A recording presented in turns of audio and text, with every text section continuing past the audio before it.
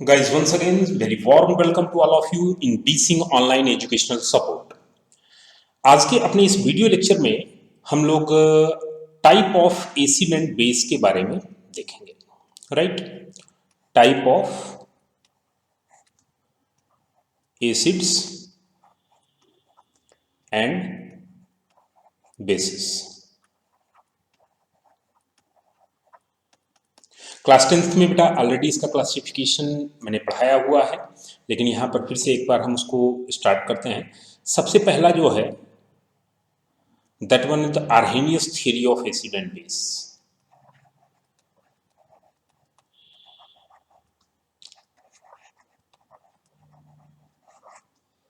Arrhenius theory of acids and bases।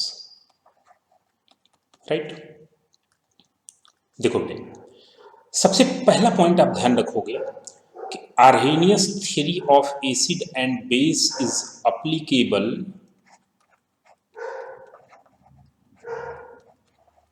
For aqueous medium only. मतलब ये जो Arrhenius acid base theory है ये सिर्फ और सिर्फ एक्वस मीडियम के लिए अप्लीकेबल है। राइट, जब वाटर सॉल्वेंट है तब की बात की जा रही है। क्लियर बेटा? चलिए आते हैं, रेफरेंस यहां पर वाटर लेके हम डिफाइन करेंगे किसी भी एसिड और बेस को। इस थ्योरी का कॉन्सेप्ट क्या है? इस थ्योरी के according acids are those substances, acids are those, हम कंपाउंड्स बोल सकते हैं, those compounds which gives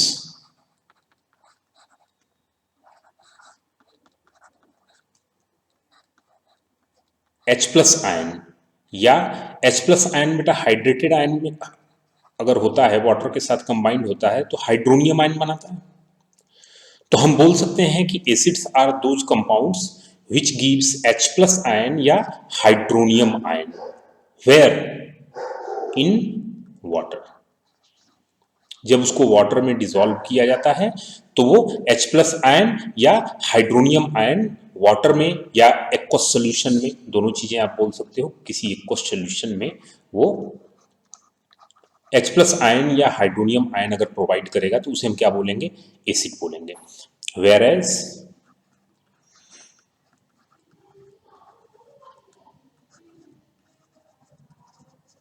basis gives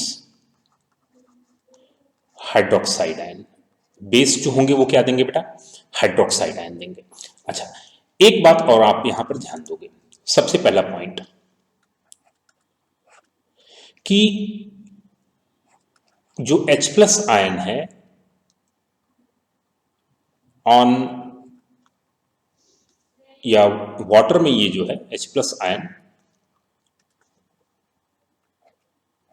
H plus ion in water, water में जैसे वाटर के साथ इस हाइड्रेटेड हुआ तो H3O प्लस बनाया इसने, ठीक, is extremely hydrated, extremely hydrated. और जैसे कि मैंने बताया ये H3O प्लस के फॉर्म में एग्जिस्ट कर सकता है, H5O2 प्लस के फॉर्म में भी एग्जिस्ट कर सकता है। तो इस तरीके के जो फॉर्म इसके वहां पर एग्जिस्ट कर सकते हैं वाटर में, हाइड्रेटेड फॉर्म। तो ऐसा नहीं है कि H3O प्लस के बाद अगर H5O2 प्लस आपने देख लिया तो आप उसमें कंफ्यूज होना, वो सेम चीज जो है प्रोटॉन को ही वो रिप्रेजेंट कर रहा है, जो कि क्या है? हाइड्रेटेड है। राइट, सिमिलरली जो OH आयन माइनस है यानी हाइड्रोक्साइड आयन, इन हाइड्रेटेड फॉर्म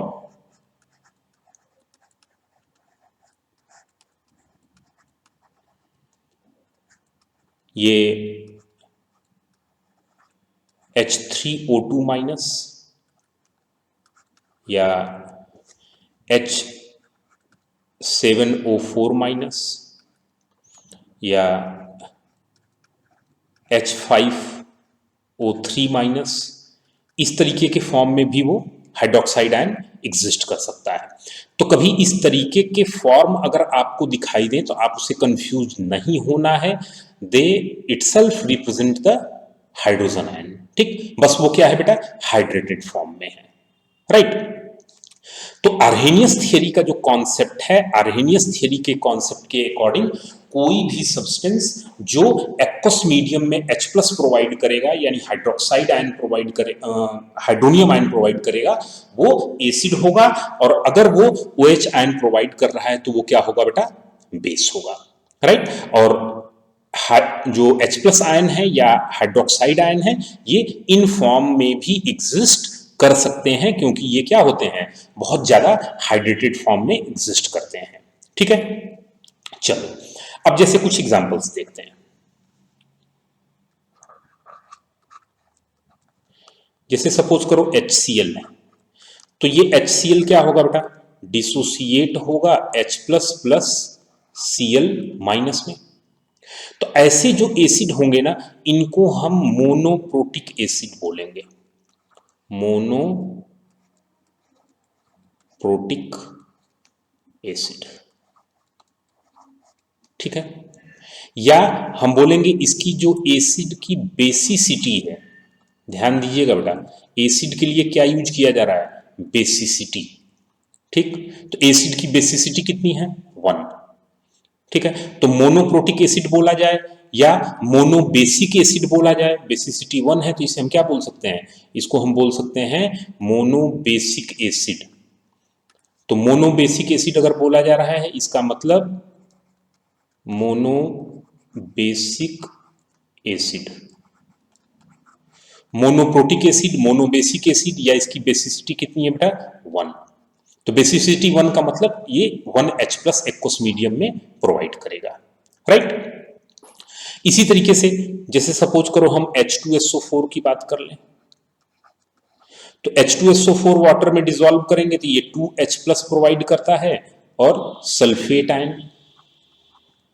ठीक है, तो यहां पर हम क्या बोलेंगे, डाइप्रोटिक, डाइप्रोटिक। अच्छा, डाइप्रोटिक के साथ साथ हम इसे क्या बोल सकते हैं, डाइबेसिक,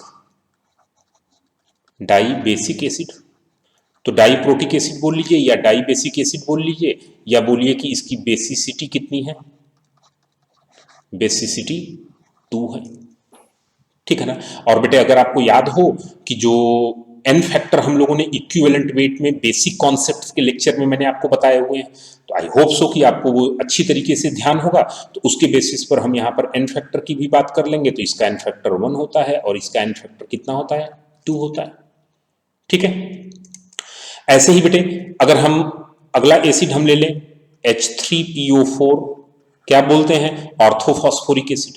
तो ये डिसोसिएट करता है, तो इसके डिसोसिएट करने से 3H प्लस और प्लस PO4 माइनस 3। ऐसी सिचुएशन में इसे हम क्या बोलेंगे, ट्राइप्रोटिक या ट्राई बेसिक एसिड, या बेसिसिटी इसकी कितनी है, बेसिसिटी इक्वल टू 3, या इसका एन फैक्टर कितना है, 3, राइट। आई होप सो किसी बच्चे को कोई डाउट नहीं होगा इसमें। अब एक चीज बेटा देखो, सपोज करो कि हाइड्रोक्लोरिक एसिड या सल्फ्यूरिक एसिड या ऑर्थोफॉस्फोरिक एसिड की जगह अगर यहां पर HCl आ जाता है, ठीक है ना। तो HCl आ जाता तो उस सिचुएशन, सॉरी HCl तो ऑलरेडी हम लोग ले चुके हैं, अगर यहां पर एसिटिक एसिड हम ले लेते हैं,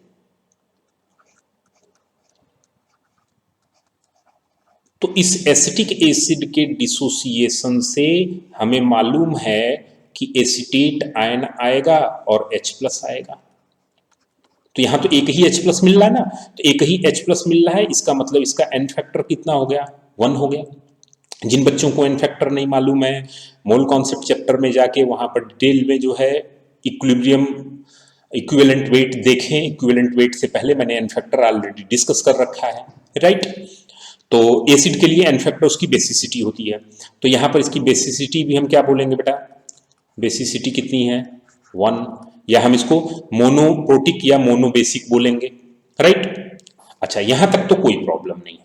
लेकिन सपोज करो कि अगर मैं एक एसिड लिखता हूं H3PO2, राइट, और हम इसे डिसोसिएट करें और इसको डिसोसिएट करके हम ऐसे लिखें H प्लस H2PO2 माइनस, और हम बोलें कि इसका एन फैक्टर 1 होगा और इसकी जो बेसिसिटी होगी वो 1 होगी, राइट। तो चलो गुरुजी आप बोल रहे हो तो हम मान लेते हैं कि इसका एन फैक्टर 1 है, लेकिन दिमाग में एक बड़ा वाला क्वेश्चन मार्क आता है। वो क्या कि सर यहां पर तो 1H था तो हमने रिप्लेस कर दिया, यहां 2 था तो रिप्लेस कर दिया, यहां 3 था तो रिप्लेस कर दिया, यहां 3 है तो एक ही क्यों रिप्लेस किया, राइट। ये क्वेश्चन बेटा यहां दिमाग में तुरंत आता है, लेकिन ये क्वेश्चन यहां दिमाग में नहीं आता है। क्लियर? आया था क्या? नहीं आया था। क्यों? क्योंकि एसिटिक एसिड को हम काफी पहले से पढ़ते आ रहे हैं और हमें पता है कि एसिटिक एसिड एसीटेट आयन और H प्लस में ही टूटता है, बाकी वो H प्लस नहीं देता है। लेकिन जिनके सामने ये पहली बार आया है ना, उनको तो यहां लग रहा होगा कि 3H है सर तो 3H को रिप्लेस कर दो, लेकिन ऐसा नहीं होता है बेटे, राइट। तो फिर इन चीजों को हम कैसे आइडेंटिफाई करेंगे कि कोई पर्टिकुलर एसिड है तो वो कितने H प्लस देगा, राइट, यानी उसकी बेसिसिटी कितनी होगी। इसको एक तो तरीका है भी कि हम देखो प्रैक्टिस के थ्रू ये हमें अपने आप याद हो जाता है, लेकिन उसके भी क्या रीजन है, ठीक है ना, उनके क्या स्ट्रक्चर से कोई रिलेशन है या किस तरीके से हम इस चीज को किसी बच्चे को या किसी को अगर हमें समझाना होगा तो हम कैसे बताएंगे, राइट। तो अब हम उस पार्ट को यहां पर देखेंगे। अब देखो बेटे, जैसे जब हम इन एसिड्स के बेसिसिटी के बारे में बात करते हैं, तो जैसे सपोज करो हम H2SO4 की बात कर रहे हैं ना, H2SO4, तो अगर इसके स्ट्रक्चर को आप देखोगे ना,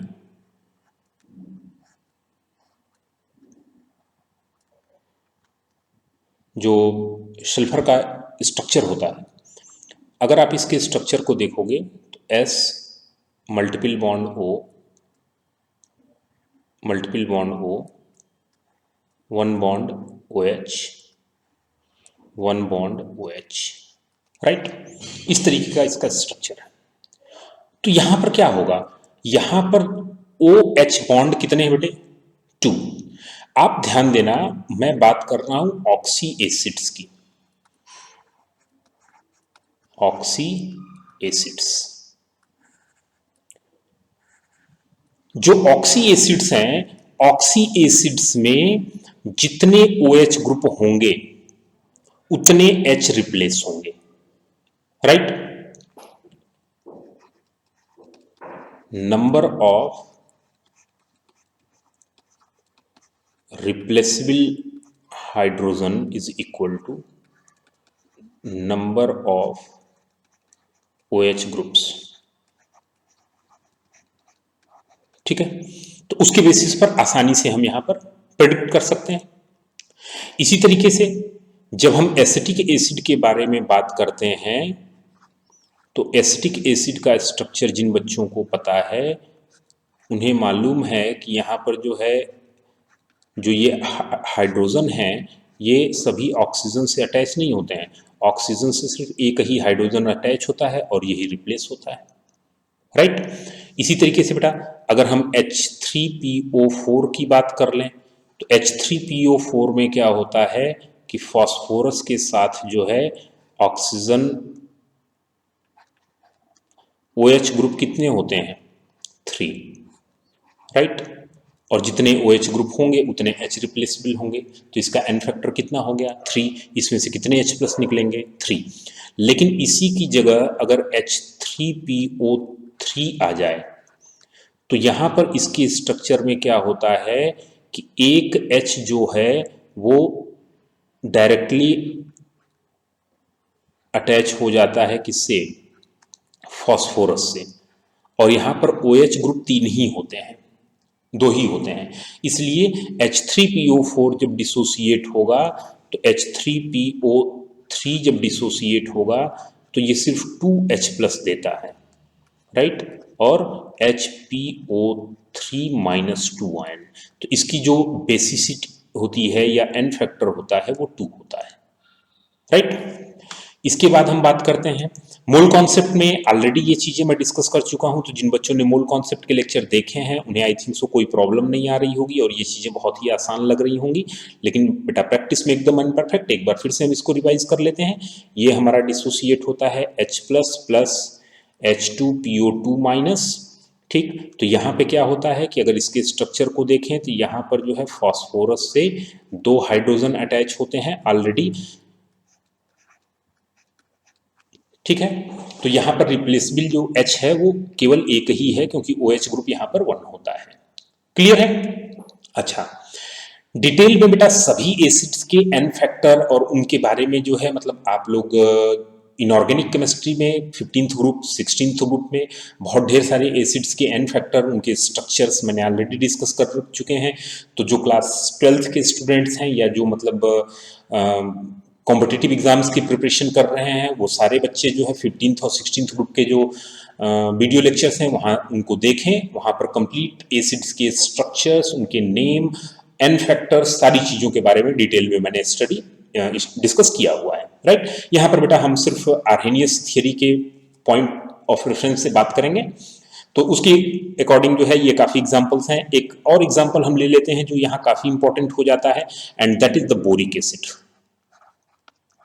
बोरिक एसिड, बोरिक एसिड का बेटा फॉर्मूला होता है H3BO3, ठीक है। लेकिन बोरिक एसिड को हम ऐसे भी लिख सकते हैं BOH होल थ्राइस। इसका रीजन होता है बोरिक एसिड का स्ट्रक्चर, ठीक है। अच्छा, जैसे ही इसका स्ट्रक्चर बनता है ना, बच्चा तुरंत बोलता है कि सर बोरिक एसिड का एन फैक्टर तो 3 होना चाहिए क्योंकि यहां पर 3OH प्रेजेंट है, ठीक, एकदम राइट बेटा। 3OH के अकॉर्डिंग तो लगता है कि इसका एन फैक्टर 3 होना चाहिए, लेकिन बोरिक एसिड का एन फैक्टर 3 नहीं होता है, बोरिक एसिड का एन फैक्टर 1 होता है, पहली बात। दूसरी बात, boric acid is not Arrhenius acid, note करिएगा, काफी इंपॉर्टेंट पॉइंट है, boric acid is not Arrhenius acid.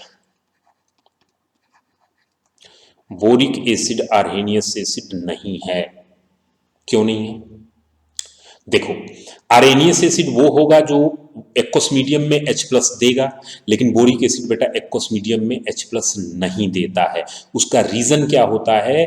उसका रीजन होता है बोरॉन जो सेंटर है, ये हमारा सेंटर इलेक्ट्रॉन डेफिशिएंट है। कैसा है? Electron deficient centre.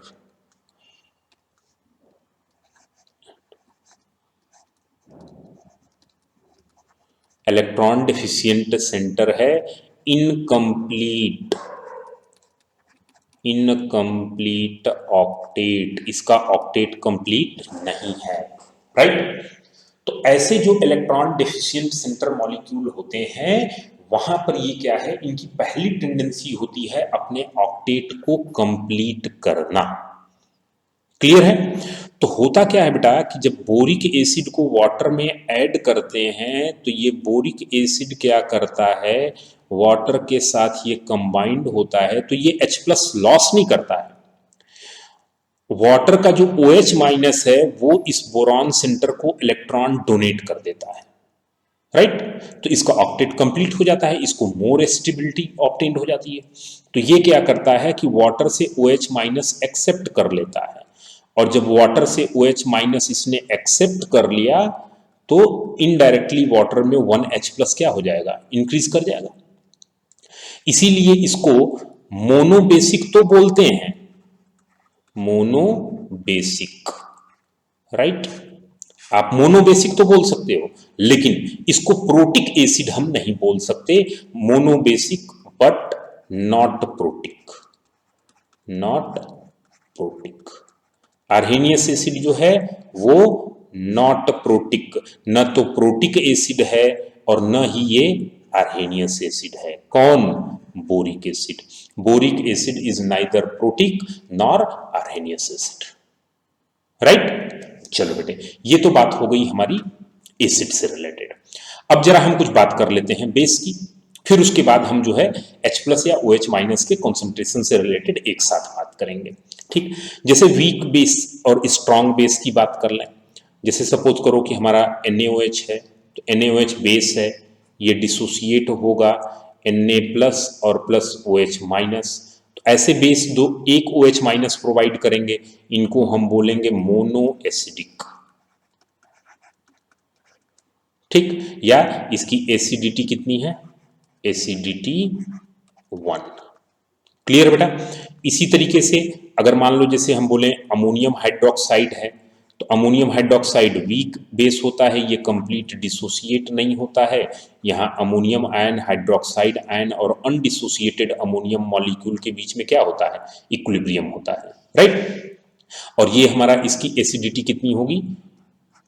एसिडिटी हो जाएगी 1। राइट, अमोनियम हाइड्रोक्साइड हमारा कैसा एसिड है बेटा? वीक एसिड, सॉरी बेस कैसा है? Weak base. और NaOH कैसा है? स्ट्रॉन्ग। राइट, चलो अब इसके बाद जैसे मान लो अगर हम किसी दूसरे बेस के बारे में बात करें, जैसे डाई बेसिक अगर बात कर लें, तो जैसे कैल्शियम हाइड्रोक्साइड है, तो ऑब्वियस सी चीज है कैल्शियम हाइड्रोक्साइड डिसोसिएट होगा, तो डिसोसिएट होके कैल्शियम 2 प्लस और प्लस 2 OH माइनस देगा। और यहाँ पर बेटा हम बोलेंगे कि इसकी जो एसिडिटी है वो कितनी है? 2 है। ऐसे ही अगर एल्यूमिनियम हाइड्रोक्साइड हो जाए, तो ऑब्वियस सी चीज है इसकी जो एसिडिटी हो जाएगी वो कितनी हो जाएगी बेटा? एसिडिटी 3 हो जाएगी। ठीक है, चलिए अब इसके बाद थोड़ा सा हम एसिड या बेस के सॉल्यूशन में H प्लस के कॉन्सेंट्रेशन की बात कर लें। सबसे पहली बात बेटा आप ध्यान देना कि स्ट्रॉन्ग एसिड का जो सॉल्यूशन होगा वहां पर जो H प्लस कॉन्सेंट्रेशन होगा, that H plus concentration is equal to normality of acid. Strong acid के केस में H plus concentration normality of acid के बराबर होगा। राइट, लेकिन अगर एसिड स्ट्रॉन्ग ना हो, वीक एसिड हो,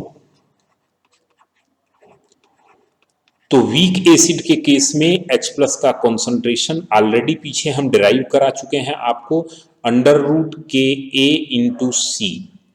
ठीक, लेकिन ये फॉर्मूला बेटा एक रेस्ट्रिक्शन के साथ था। ये कब? जब अल्फा की value much less in comparison of 1। Clear? Otherwise अगर ऐसा नहीं है तो उस सिचुएशन में H plus concentration is equal to हम C अल्फा फॉर्मूला यूज करेंगे। राइट, और अल्फा को कैसे कैलकुलेट करेंगे? अल्फा को कैलकुलेट करने के लिए हम यूज करेंगे formula K is equal to C alpha square upon 1 minus alpha. Right, तो यहां से क्वाड्रेटिक इक्वेशन सॉल्व करके पहले हम अल्फा की वैल्यू निकालेंगे, फिर उस अल्फा की वैल्यू यहां पुट करके हम H प्लस कॉन्सेंट्रेशन निकाल लेंगे। राइट, लेकिन अगर अल्फा की वैल्यू 1 के कंपैरिजन में बहुत कम है, ठीक, तो उस सिचुएशन में हम जो है H प्लस कॉन्सेंट्रेशन √KC से डायरेक्ट हम निकाल सकते हैं। क्लियर है? अच्छा, अब इसके बाद बेटा हम फिर आगे बात करें। अभी देखो जब हम पीएच आपको पढ़ाना शुरू करेंगे तब ये सारे फॉर्मूले जो है डायरेक्ट आएंगे। क्लियर है? तो उस कंडीशन में जब वहां हम पढ़ा रहे होंगे तो हम ये एक्सपेक्ट करेंगे कि आपको ये चीजें जो है वो अच्छे तरीके से आ रही हों। ठीक है बेटे, तो फॉर्मूले आप ध्यान रखोगे। एक फॉर्मूला तो आपको ये याद रखना है, काफी इंपॉर्टेंट है, ये वाला first one and then second one. ठीक है ना? ये एक तो आपका ये हो गया, H plus concentration is equal to the normality of acid, दूसरा हो गया H plus concentration is equal to under root K into C, और तीसरा हो गया H plus concentration equal to C into alpha. जहां जैसी रिक्वायरमेंट होगी उस तरीके से हम इसको यूज करेंगे। क्लियर? अच्छा, जैसे हमने स्ट्रॉन्ग एसिड के बारे में बात की जो है, तो वैसे ही अगर हम स्ट्रॉन्ग बेस के बारे में बात करें तो स्ट्रॉन्ग बेस उसके केस में जो है OH minus concentration that is equal to the normality of base. ठीक है बेटा। सिमिलरली अगर हम वीक बेस के बारे में बात करते हैं